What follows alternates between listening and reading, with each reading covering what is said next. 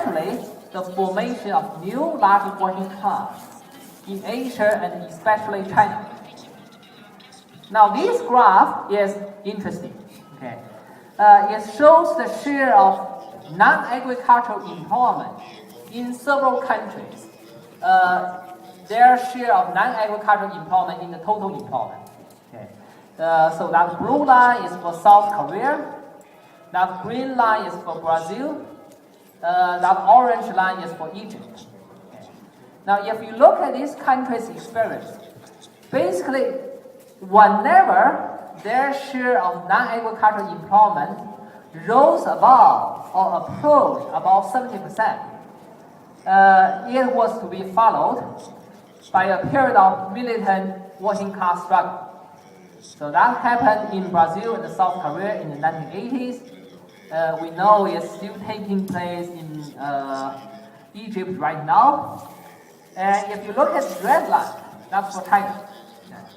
So right now it's already about 60% of the total employment. So if you follow the historical trend, China could cross this critical threshold by maybe 2020. So by the 2020s, can we anticipate a surge in the Chinese working class militancy? So this would basically be my last slide. And then what will be the outcome of this Chinese working class militancy? Will that lead to social reform, or will that lead to socialist revolution? Okay, so on that question, there are several questions we can consider. To have reform, what does it mean to have reform? To have reform, it means that the ruling class will have to make some concessions to the working class. But will the Chinese capitalist class make some concessions? Given that, even from a capitalist point of view, to stabilize Chinese economy, it would require redistribution on the order of 20% of GDP.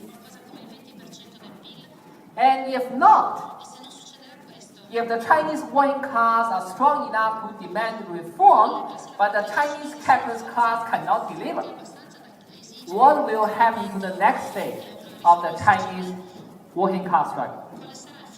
On top of that, unlike the 20th century capitalism, the 21st Chinese capitalism will have to deal with not only economic crisis, but also ecological crisis. So will capitalism be able to solve both the economic crisis and the ecological crisis? And if not, could China then become the center of the 21st century working class revolution? And since in the neoliberal era, I hate to say that, but in the neoliberal era, China's capitalist transition played a decisive role to undermine the global working class bargaining power. That in the 21st century, could the Chinese working class revolution create conditions that would decisively turn the balance of global power to the favor of global working class? So I will conclude right here.